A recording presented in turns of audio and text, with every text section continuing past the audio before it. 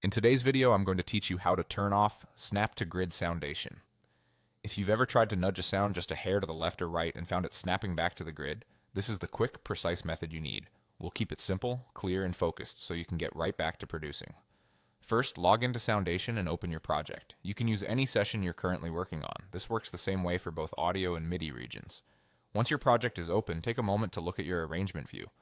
The vertical lines you see form the grid, which is great for keeping things perfectly in time, but sometimes you need more freedom to align a sample to the groove or to tighten up a performance by ear.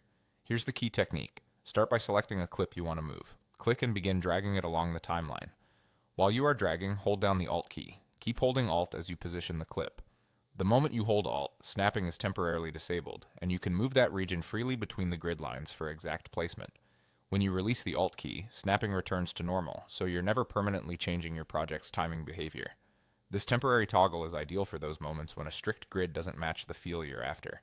Maybe your hi-hat pattern needs a touch of looseness, or a vocal needs to sit just ahead of the beat to cut through the mix. With Alt held, you can drop the clip exactly where your ears want it, not just where the grid suggests. A couple of practical tips will make this even smoother. Keep your mouse steady as you hold Alt and drag, and listen closely to the result after placing the clip. If it snaps again unexpectedly, simply start dragging and hold Alt once more to refine the position.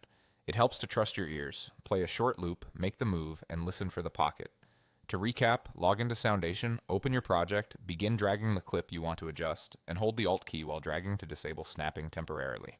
Release Alt when you're done to return to the normal grid behavior. That's all there is to it. With this simple move, you can blend the precision of the grid with the musicality of human timing, and shape your track exactly the way you want.